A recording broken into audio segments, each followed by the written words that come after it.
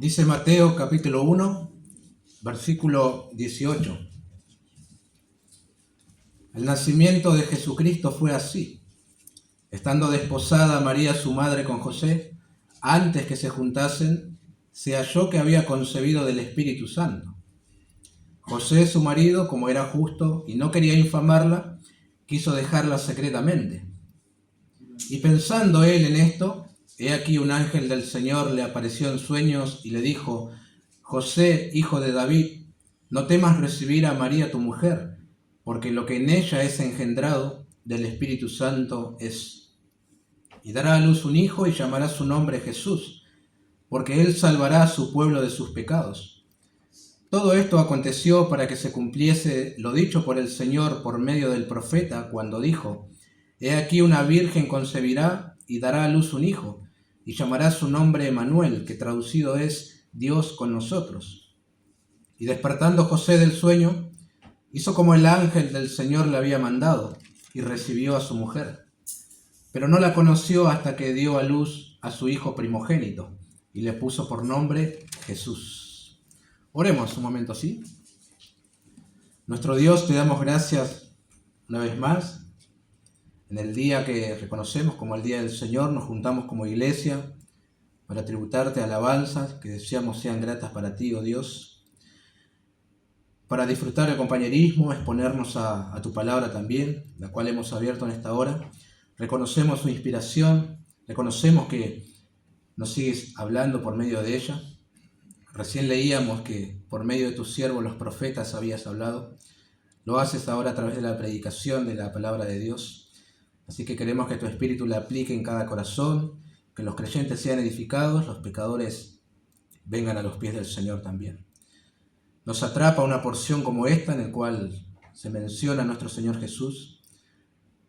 Como siempre anhelamos y oramos, no queremos dejar, oh Dios, de perder ese asombro por el Señor. Queremos seguir anhelándole, conociéndole, amándole también. Así que ayúdanos, oh Dios, y que la Escritura resulte suficiente para nosotros. Te lo pedimos en el nombre de Jesús. Amén. Bueno, se acerca la Navidad.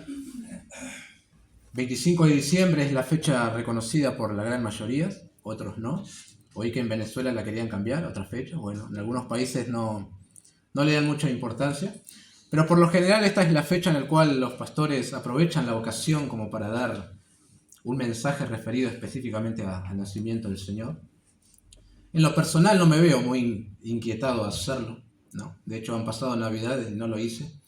No que siempre nade contra la corriente, pero en una serie expositiva de algún evangelio lo puedes hacer en cualquier parte del año, ¿verdad? Y no estás haciendo ningún mal.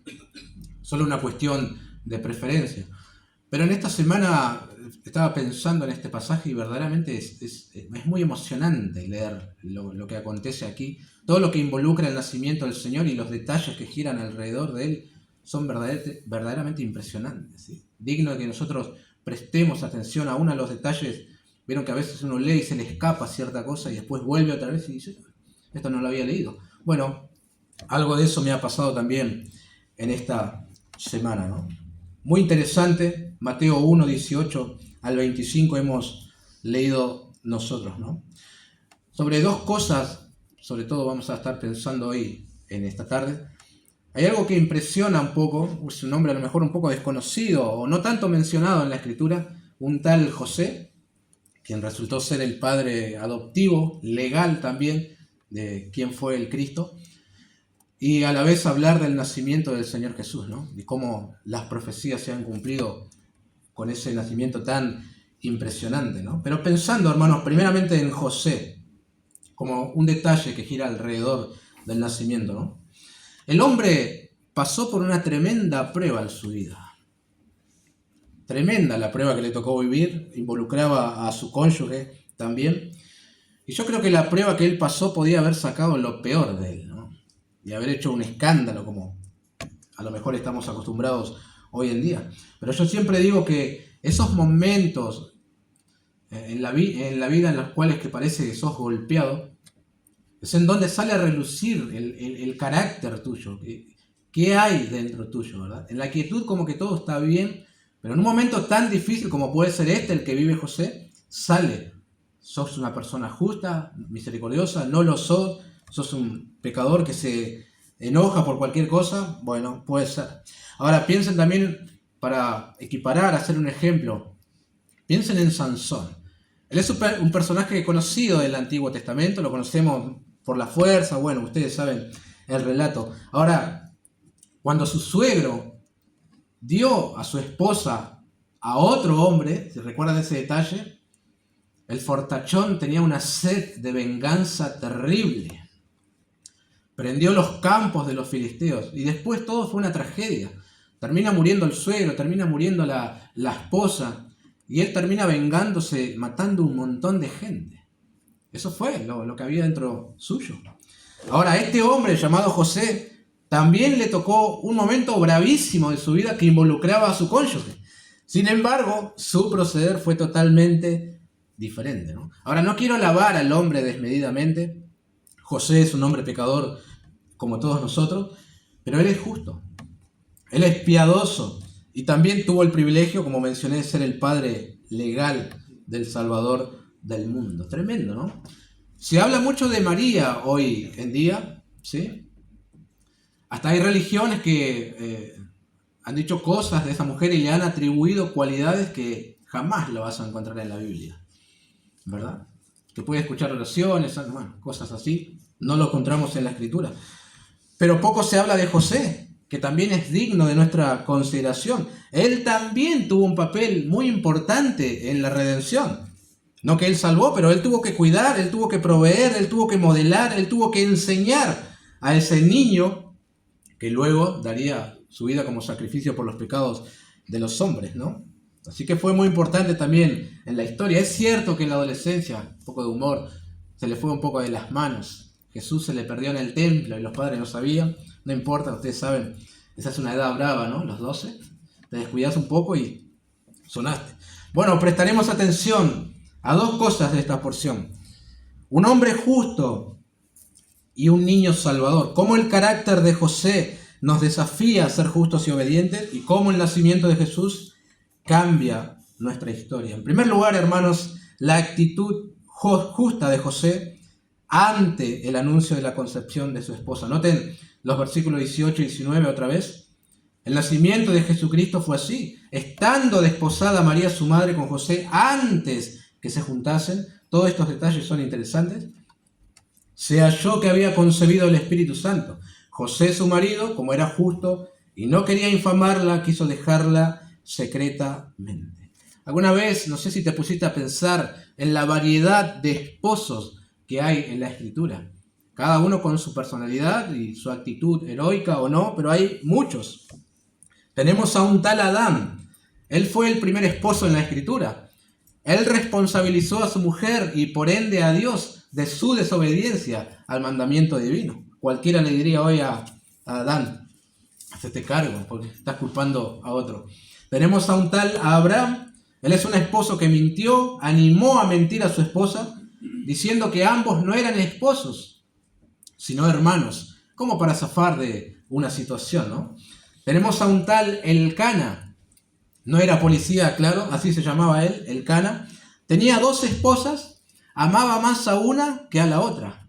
Bueno, eso sabemos de él, fue un padre de un gran hombre y a lo mejor un buen esposo también. Tenemos al mencionado Sansón. Él es esposo de una mujer llamada Dalila, quien tenía mucha fuerza física, pero era tan débil en otros aspectos, como en el carácter. Tenemos esposos valientes como David y poco hombre como Acab, esposos que servían en el ministerio junto a sus esposas, Aquila y Priscila, y esposos que murieron por mentir y engañar, como Ananías junto a su esposa Zafira. En fin, muchos esposos. Ahora, en la porción que nosotros hemos leído tenemos a un hombre, vamos a decir que también es un esposo, aunque su matrimonio aún no se había consumado. Iban por etapas, algunos dicen 3, otras 2, pero todavía no había llegado a cumplirse en su plenitud esto de ser esposos, ¿no? Pero él tenía un carácter muy interesante. Ahora, a mí me llama la atención algo también de este hombre, como pequeños detalles que voy a ir mencionando durante el mensaje. En la Biblia nunca se lo llama a José como el padre de Jesús. Es clara, ¿no? Por alguna razón los evangelistas hacen eso. En el capítulo 2, verso 13 de este mismo evangelio leemos: después que partieron ellos, he aquí un ángel del Señor apareció en sueños a José y dijo: levántate y toma a tu hijo y esposa. No. Toma al niño y a su madre y huye a Egipto. Bueno, un detalle, pero la Biblia es clara. Sin embargo, sí menciona una virtud del carácter de este hombre que vale la pena destacar, ¿no? Porque la Biblia lo hace. Él es justo. Bueno, de pocos hombres en la Biblia se dice esto, ¿no? Si bien se puede mencionar a otros misericordiosos. Estoy pensando en Lot, por ejemplo. Se equivocó muchas veces, pero el apóstol Pedro dice que era un hombre justo, ¿sí? Noé también era un hombre justo. Hay otros más, pero no son muchos. Simeón, quien esperaba el nacimiento de Jesús, es un hombre justo.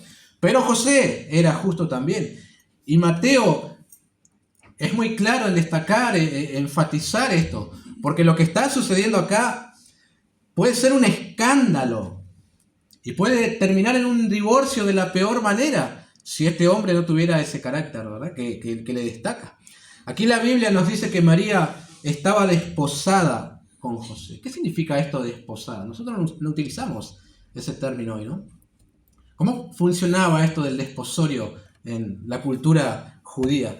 Bueno, el hecho de que María estuviera desposada con José significa que el varón ya había realizado un contrato formal delante de testigos, el cual él se comprometía a que esta mujer fuera su esposa y, bueno, él la iba a cuidar, proteger, etc., ¿no? En ocasiones los padres eran quienes arreglaban el matrimonio y uno entre consuegros se hablaban. Si vos te vas a llevar a mi hija, bueno, también corresponde que me des algo. Toma una vaca, toma esto, aquello, y iban haciendo como un negocio, ¿verdad? Porque, bueno, sacar a una hija de la familia también implicaba disminuir los ingresos económicos. Así que así funcionaba. Ahora, era el primer paso de dos instancias. Pero el desposorio no era simplemente un anuncio de que se iban a casar a futuro, implicaba algo más. Era como, para que nosotros lo entendamos hoy, como un compromiso, pero mucho más aún, de ambas partes, ¿no? Era algo formal, con responsabilidades tanto del uno como del otro. De hecho, Mateo habla de José como marido de María, sin aún haberse consumado el matrimonio. Ustedes saben que en esta etapa de desposorio, si María le resultaba infiel a José, eso sería considerado adulterio. ¿Sí? Así funcionaba el desposorio. Y ustedes saben que bajo la ley de Moisés, el adulterio era castigado con la muerte. Es cierto también que para este tiempo, hermanos, ya Roma había restringido esto de andar matando gente por adulterio y casi como que no lo hacían. Pero noten, si no quiere buscarlo, yo lo leo. Deuteronomio 22, 23 al 24. Dice: si hubiere una muchacha virgen desposada con alguno, esta es María, ¿no? Y alguno la hallare en la ciudad y se acostare con ella, entonces los sacaréis a ambos a la puerta de la ciudad y los apedrearéis y morirán. La joven porque no dio voces en la ciudad, y el hombre porque humilló a la mujer de su prójimo. Así quitaréis el mal en medio de ti. Bueno, el desposorio llevaba responsabilidades serias, ¿no? No era que uno podía hacer lo que quería en ese tiempo, claro, ¿no? En resumen, el desposorio era como estar casados, pero sin convivir aún. Y en esta etapa del matrimonio, la Escritura dice que se halló que María había concebido del Espíritu Santo. ¿Recuerdan cuando los escribas, fariseos, encontraron a esa mujer en pleno acto de adulterio? Bueno, la tomaron a ella, no sé por qué razón al hombre no, pero la trajeron delante de Jesús justamente para tentarle a él y así tener algo para acusarle, casarlo en alguna palabra. Y pienso en José. Él podría haber tenido la misma actitud de humillación que tuvieron estos personajes que agarraron a esta mujer y la trajeron al Señor. Podría haber dicho: yo estaba desposado con esta mujer, pero he aquí una mujer adúltera, está embarazada. Póngase en la piel de este hombre. de lo que se acaba de enterar. Él está comprometido con una mujer. Sus padres, según la costumbre, velaban para que ellos no estuvieran solos y así no romper los votos y no romper la pureza también. Y de repente se halló que su prometida está embarazada. Hoy en día nosotros conocemos casos, o aún por los medios, ¿no?, las noticias, a lo mejor parecidos a este, pero que terminan en tragedia. Uno de los cónyuges fue infiel, el otro quedó herido, bueno, no le gustó, y hasta termina en muerte. Ya como que estamos acostumbrados a ver algo así. Matrimonio roto, infidelidad, familia destruida, engaño, mentiras. Pero José era un hombre justo, misericordioso, por lo tanto decide optar por otra alternativa, una segunda alternativa, darle una carta de divorcio, y no solo eso, hacerlo secretamente. Muy interesante lo que hizo José, ¿no? Ahora, en un divorcio tenías que tener 2 testigos, sí o sí. Es decir, tan secreto no sería el asunto. Si se enteran 2, ¿por qué no puede enterarse toda la comunidad? Y seguro que eso pasaría. Lo más probable es que el texto quiera decir que José no quiso hacer mucho barullo. Mientras menos personas se enteren del escándalo, mucho mejor. Pero no por él, sino principalmente por María. Si ella es la que aparentemente está cometiendo pecado aquí. Spurgeon dice, cuando tenemos que hacer algo duro, escojamos la manera más tierna de hacerlo. Quizás no tengamos que hacerlo en absoluto. Perdone que lo diga. ¿Qué hubiese pasado si fuera al revés, ¿no? Un pasacalle. Da la cara, desgraciado. No pasó eso. Ahora, ¿por qué esa actitud de José? ¿Por qué ese proceder? El verso 19 dice que él no quería infamarla. Bueno, que amaba a la muchacha es bastante obvio, ¿no? Pero ustedes saben, del amor al odio hay solamente un pasito. Un día la puedes amar demasiado y el otro día puedes cometer una locura. Sin embargo, no es lo que vemos en este hombre. Él procede así porque es justo. Quiere proteger a la joven y ahora también está embarazada. Supongo, ¿no?, que estaba completamente choqueado por la situación. Imagínense, hermano. El versículo 20 dice, y pensando él en esto. ¿En qué pensaba? ¿En el divorcio? ¿En la situación? ¿Qué hacer? ¿Cómo actuar? ¿Qué fue lo que pasó? Si todo venía muy bien. Al ser un hombre justo, imagino que también oraba, pidiendo la dirección de Dios en cómo obrar, buscando dirección. Un hombre con el corazón roto se sentía completamente traicionado. Antes que se juntasen, se halló, dice, que su mujer estaba embarazada. Es decir, no habían llegado aún a la intimidad matrimonial y de repente María está embarazada. La Biblia dice que se halló que estaba embarazada, no que María se lo anunció. Probablemente los primeros en saberlo fueron los padres de la joven, ¿no? Y luego José simplemente lo descubrió. Estamos tratando de entender la situación. Tampoco es que quiero armar una novela que la Escritura no dice. Ahora, imagínense lo siguiente. José pidiéndole una explicación a su mujer de aquello que había encontrado. Y ella responde con la verdad. Bueno, vino un ángel y yo me turbé. Pero él dijo que quedaría embarazada y que voy a dar a luz un Salvador. Y también mi parienta, Elizabeth, que es una mujer grande, va a tener un hijo. Tremendo todo. No sé qué cara habrá puesto José y es obvio que no creyó, ¿verdad? Porque él estaba pensando en el divorcio. Es muy probable que se haya ido y en su cabeza estuvo masticando el divorcio, que fue traicionado, su futuro se desmoronó, el deseo de una familia se esfumó. Eso está pensando José. Y hay mucho también para especular, pero no quiero irme demasiado lejos del texto, ¿no? Pero sí estamos seguros de algunas cosas. Muchos no hubieran actuado como él, ¿no? Y hubieran querido vengarse de la joven, infamarla, lastimarla, escracharla, como se dice hoy en día. Postear en las redes, adúltera, te fuiste con otro hombre. Y cuántas cosas, mano. No se justifica nada de esto, una actitud así, pero sabemos el dolor que provoca también la traición, ¿no? Imagínense, hermano. El corazón queda destrozado y es muy difícil perdonar algo así. Es muy difícil. Ahora este hombre justo no quiso exponer a la infamia a su mujer y mientras pensaba en estas cosas, en llevar a cabo el divorcio, sin hacer mucho ruido, se queda dormido aparentemente y luego un ángel del Señor lo visita en sueños. Como dije, hermanos, las circunstancias desfavorables en la vida revelan aquello que hay en el corazón. Este hombre se siente traicionado y eso es terrible. Sin embargo, sale a florecer la justicia que hay en él. Impresionante.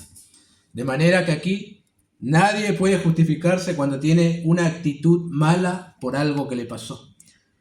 Porque se puede responder bien. Como este hombre, ¿no? Veamos en segundo lugar la respuesta de un hombre justo ante el anuncio de la concepción de su esposa. Versos 20, 21 y 24 y 25. Y dará a luz un hijo y llamará su nombre Jesús, porque él salvará a su pueblo de sus pecados. 20 era, perdón. Y pensando él en esto, he aquí un ángel del Señor le apareció en sueños y le dijo: José, hijo de David, no temas recibir a María tu mujer, porque lo que en ella es engendrado del Espíritu Santo es. 24. Y despertando José del sueño, hizo como el ángel del Señor le había mandado y recibió a su mujer. Pero no la conoció hasta que dio a luz a su hijo primogénito y le puso por nombre Jesús. ¿Se imaginan al despertarse del sueño? ¿Se habrá pellizcado un brazo? ¿Es esto real? ¿Qué es lo que me acaba de pasar? Pero parece que fue tan clara la revelación, el sueño, que fue movido inmediatamente a obedecer. Estaba pensando en esto y creo que habrá habido algunos matices en ese sueño en el cual la persona queda completamente convencida de que es el Señor quien le ha hablado y él tiene que proceder en obediencia, ¿no? Digo esto porque nosotros hoy en día también soñamos cosas con ángeles o algunas cuestiones que tienen que ver con la religión. Pero luego al despertarte te das cuenta que es pura fantasía. No, acá no hay ninguna revelación. En aquel tiempo Dios hablaba aún a través de los sueños. No voy a negar rotundamente que hoy no lo hace, pero hoy tenemos la Escritura. De hecho, hoy debemos advertir de algunos sueños también. Cualquiera puede venir: yo soñé. ¿Contradice la Escritura? No me interesa tu sueño entonces. De hecho, hay sectas que surgen en base a revelaciones, sueños, etc. Pero creo que lo que aquí está pasando es algo completamente claro. Es así como el Señor hasta en esa dispensación seguía hablando a los hombres. Y por eso Él entiende esto e inmediatamente procede a obedecer al Señor. Nosotros debemos tener cuidado con algún tipo de sueño que tengamos, ¿no? Solo una advertencia. Bueno, el versículo 24 dice: hizo como el ángel le había mandado y recibió a su mujer. Ahora José puede entender que aquello que le había pasado es un obrar sobrenatural de Dios. Él tiene que responder afirmativamente y obedecer. Pienso también, de alguna manera, le habrá vuelto el alma al cuerpo después de este sueño. Noten un pequeño gran detalle, hermanos, del versículo 25, que creo que desmorona completamente una doctrina del catolicismo romano. Se dice que José no conoció a su mujer hasta que dio a luz. Es decir, no tuvo las relaciones sexuales hasta que naciera Jesús. Y luego, obviamente sí, ¿no? Si son esposos, claro que sí. Entonces, ¿dónde queda la virginidad perpetua de María? Solamente en la mente fantasiosa de algunos, ¿no? No en la Escritura. Un detalle. Ahora, debemos entender que esto que se le está pidiendo a José es muy difícil de digerir. Él va a tener que regresar, va hacia la muchacha, le cuenta lo que sucedió, manifiesta su deseo de seguir adelante con el compromiso. Eso está muy bien, pero implica que él va a sufrir ahora la infamia de parte de otros si hace esto. Imagínense la burla de la gente, etiquetándolo de inmoral. Miren a José, aún no consumó su matrimonio y ha caído en inmoralidad. Su mujer está embarazada. Para la cultura judía era muy importante conservar la pureza, ustedes lo saben. Y puede ser acusado de esto. Y pienso que va a ser difícil, ¿no?, explicarle al vecindario todo lo que acaba de suceder. Es difícil que le crean a José. Bueno, te entiendo. Jamás. ¿Quién le va a creer a eso? ¿No? Va a ser expuesto a burlas de otros. ¿Recuerdan cuando los fariseos en Juan 8 le dijeron a Jesús, nosotros no somos nacidos de fornicación? Es decir, 30 años después del nacimiento de Jesús, todavía había polémica en cuanto a su concepción. Impresionante, ¿no? Sin embargo, José está dispuesto a tomar las riendas del asunto, a seguir adelante con aquello que el ángel le habló. Por eso aquí, como una pequeña aplicación para nosotros los creyentes, cuando el Señor te habla, a través de la Escritura, trata contigo, más que con sueños, con la palabra, tienes que ser movido a creer y obedecer aquello que se te dijo, sino de qué te aprovecha la voz del Señor. Y esto aunque nada es en contra de la corriente, incluso corriente cristiana de hoy en día. Creer lo que el Señor ha dicho y obrar. Si el Señor habló, la única respuesta debe ser la obediencia. Piensen en Abraham. Se le dijo que fuera a determinado lugar y sin saber dónde, él solamente creyó lo que Dios dijo y fue obediente a su palabra. Creyó también que Dios podía resucitar a Isaac si él lo sacrificaba, ¿sí? Pienso también en Noé. Él construyó un gran arca obedeciendo a Dios, haciendo una locura para la mayoría de las personas. Crear un arca en un lugar donde es imposible que venga un diluvio, fue obediente. Pienso también en Gedeón, Daniel, el apóstol Pablo. Llevaron vida de obediencia a Dios y otros a pesar de sufrir graves consecuencias. Y aquí tenemos a un tal José dispuesto a obedecer a Dios, recibiendo nuevamente a su mujer. Ahora bien, lo único que se le dijo a este hombre fue, aquello que sucedió a su mujer se debe a un obrar del Espíritu Santo. Dará a luz un hijo que sería el Salvador. Como nota interesante, se le dice hijo de David. José, hijo de David, no temas. Probablemente para recordarle las promesas, ¿verdad? Que de la descendencia de David había alguien que se sentaría en su trono. José era descendiente directo de David. El Señor habló, hay que obedecer. Y eso es todo de José. No hay tanto más en la escritura de él. Ni siquiera sabemos de su muerte, que hubiese sido interesante saber, ¿no? Se creen que era un hombre grande y María a lo mejor una mujer muy joven, a lo mejor en la adolescencia también. Todo parece ser que cuando Jesús muere ya José había muerto. Por eso no está allí acompañando a María. Y eso es todo de la Biblia de este hombre. Fue lo que el Espíritu inspiró, lo que quiso que sepamos, que era un hombre justo que creyó a Dios, obedeció, y esa fue su parte en la redención. Y esto es todo. En tercer lugar nos queda, hermanos, por fin el nacimiento del niño Salvador. 24, 25 y 21 en ese orden. Despertando José del sueño, hizo como el ángel del Señor le había mandado y recibió a su mujer. Pero no la conoció hasta que dio a luz a su hijo primogénito y le puso por nombre Jesús. Otra vez el 21, y dará a luz un hijo y llamará su nombre Jesús, porque él salvará a su pueblo de su pecado. Bueno, hemos hablado suficiente de este hombre, ¿no? Pero esta es la parte principal de la porción. Antes de llegar al versículo 18, notan el contexto, todo se trata sobre Cristo. Ahí tenemos la genealogía de Jesús desde su humanidad, y aquí se habla de su linaje divino, por así decirlo. De hecho, todo lo que hemos leído comienza diciendo el nacimiento de Jesucristo fue así. Es decir, de él se trata todo lo que se dijo. Y han nacido, hermanos, hombres y mujeres importantes a lo largo de la historia de la humanidad, que aún hoy en día se los sigue recordando. Algunos estuvieron involucrados en el campo de la medicina, antropología, filosofía, otros eran conquistadores. Lo recordamos, se sigue leyendo en los libros de historia. Pero todos, absolutamente todos, fueron meros hombres finitos, con sus pros, sus contras, sus limitaciones y sus fallas morales en muchos casos. Pero este nacimiento es asombroso, hermanos. Rodeado de circunstancias increíbles, dignas de considerar. Voces del cielo, revelaciones en sueños, interacción entre lo divino, lo humano y lo angélico. La constelación participaba, un infierno enfurecido, hombres que esperaban este momento para partir a la eternidad en paz. Creo que nunca el cielo y la tierra estuvieron tan conmovidos como en este momento el nacimiento del Señor Jesús. Nunca pasó algo semejante. ¿Y cuántas cosas giran alrededor de este nacimiento?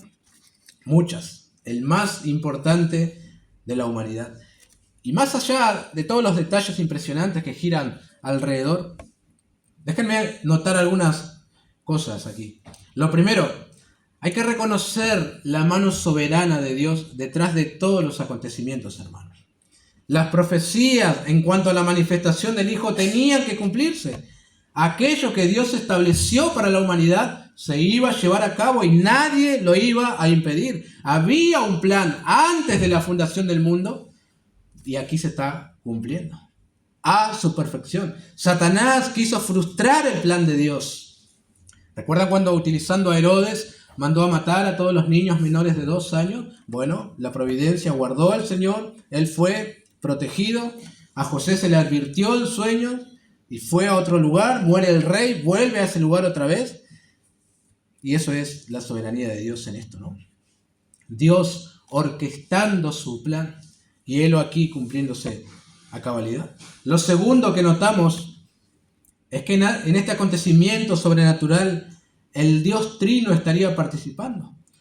El Padre llevando sus propósitos propuestos antes de la fundación del mundo. El Hijo dejando su gloria para encarnarse. Y el Espíritu Santo obrando en la concepción de María. Noten el versículo 18. Se halló que había concebido el Espíritu Santo. Al final del 20. Lo que en ella es engendrado del Espíritu Santo es. En el 23. Al Hijo se le da el nombre de Emmanuel, que no es otra cosa que Dios con nosotros. Y el ángel, según Lucas 1, 35, dice a María: el Espíritu Santo vendrá sobre ti, el poder del Altísimo te cubrirá con su sombra, por lo cual también el santo ser que nacerá será llamado Hijo de Dios. Un acontecimiento tan importante en la historia de la humanidad requería la participación de la Santísima Trinidad. Lo tercero que notamos es el cumplimiento de las profecías. Todo esto que aconteció fue para que se cumpliese lo dicho por el Señor por medio del profeta cuando dijo: he aquí una virgen concebirá y dará a luz un hijo y llamará su nombre Emmanuel, que traducido es Dios con nosotros. Es decir, no más sombras, no más tipos, no más cristofanías, apariciones del Señor en el Antiguo Testamento. He aquí la segunda persona de la Trinidad se hizo carne. ¡Qué maravilloso! Qué confiables son las Escrituras, ¿no creen? 700 años atrás el profeta Isaías anunció: he aquí la Virgen concebirá, y helo aquí cumpliéndose en su perfección, ¿no? Y yo pienso que esto debería llenarnos a nosotros de confianza en las promesas de Dios. Una de las grandes batallas que tenemos los creyentes es contra la incredulidad. Creer lo que la Escritura dice y aferrarnos a eso. Pero si creemos, hermanos, en la encarnación, debemos creer toda la Escritura también. Si el profeta anunció que Cristo vendría y 700 años después viene, ¿por qué no habríamos de creer que el Señor ha de regresar nuevamente? Como lo anuncia el mismo texto, ¿no? Debemos creerlo. Toda la Escritura es inspirada por Dios. Y lo último a lo que quiero llamar tu atención es algo muy significativo en este nacimiento, el más importante de la humanidad, y es el nombre que se le dio al niño: Jesús, Jehová salva, Salvador. Hay muchos nombres en la Biblia, muchos son importantes, a lo mejor tiene un significado o se da por alguna razón en particular, pero este nombre supera a todos los demás. Es un nombre común en la época, ¿sí? No hay nada especial en ello. Especial es quien porta ese nombre. ¿Por qué ese nombre, Jesús? ¿No? Habiendo tantos otros. Bueno, porque condice con el propósito por el cual venía a este mundo. Él salvará a su pueblo de sus pecados. Y surgen más preguntas en base a esta pregunta. ¿Y por qué el mundo necesitaba un Salvador? Si según los especialistas la problemática que nos envuelve a nosotros es la falta de justicia social. Nuestro gran problema es la mala distribución de las riquezas, dicen algunos. Nuestro problema es que la medicina es muy cara, no está al alcance de todos. Nuestro problema es la falta de felicidad debido a los problemas cotidianos. Nuestro problema es el calentamiento global y hay que luchar por eso, dicen.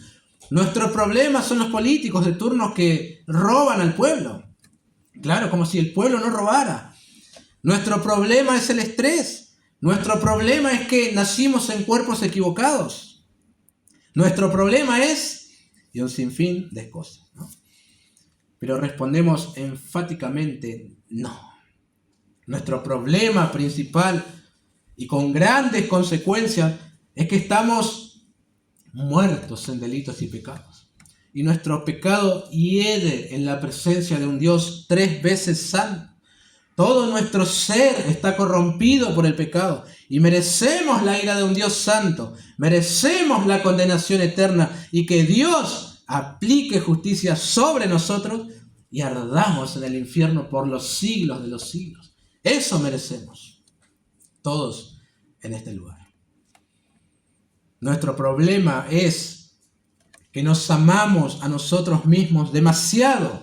Nos creemos el centro del universo también y aborrecemos a Dios y le hemos echado a un lado de nuestra vida.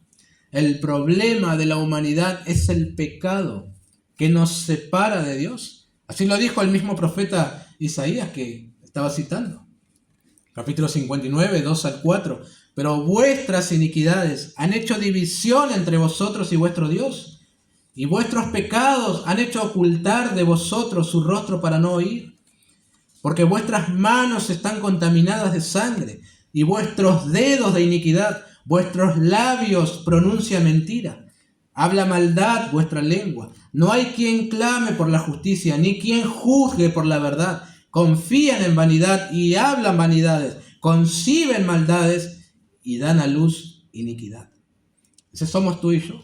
Esta es una descripción extraordinaria de la naturaleza caída del hombre. Esa es la condición natural del individuo.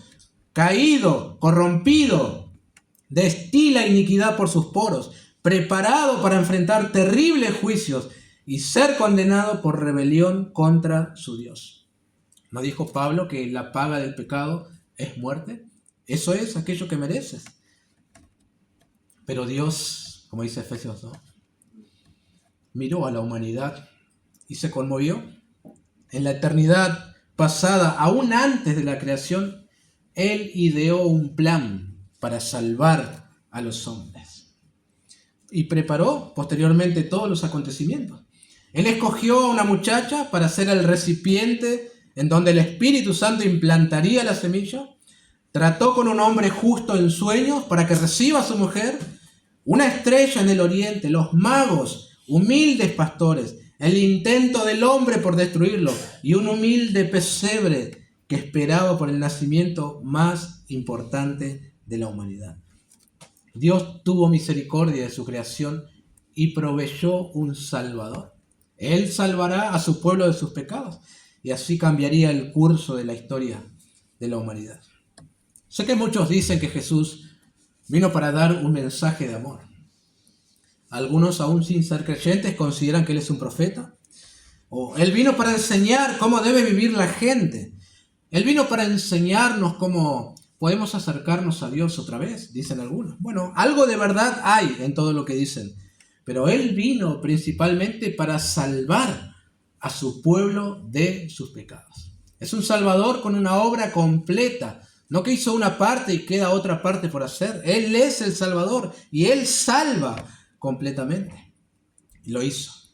Como alguien dijo, nos salva primeramente del castigo del pecado, después del poder del pecado y finalmente de la presencia del pecado. El Salvador de los hombres, el que salvará a su pueblo de sus pecados, venía a este mundo. Por eso en esta tarde Si quieres olvidar todo lo que dije de José, bueno, hacelo. Pero hay una cosa que no te tenés que olvidar. Jesús puede salvarte de tus pecados, porque para eso Él vino, para salvar. Cantar en la reunión no te salvará. Celebrar o no celebrar la Navidad no te salvará. Repetir una oración tampoco te salvará. Hacer penitencia no te salvará. Ni siquiera sentirte mal por tu pecado tampoco te salvará. Solo hay uno que puede salvarte de tus pecados y es Jesús. Él puede salvarte hoy y ahora mismo también. Y pregunto, ¿qué impacto tiene en tu vida el nacimiento más importante de la humanidad? ¿Lo tienes en tu vida? ¿Ha transformado tu corazón? ¿Eres una nueva criatura? ¿Él es tu Salvador o no lo es? Podrás volver a casa y el 24 de la noche cenar como si fuera la última vez en tu vida.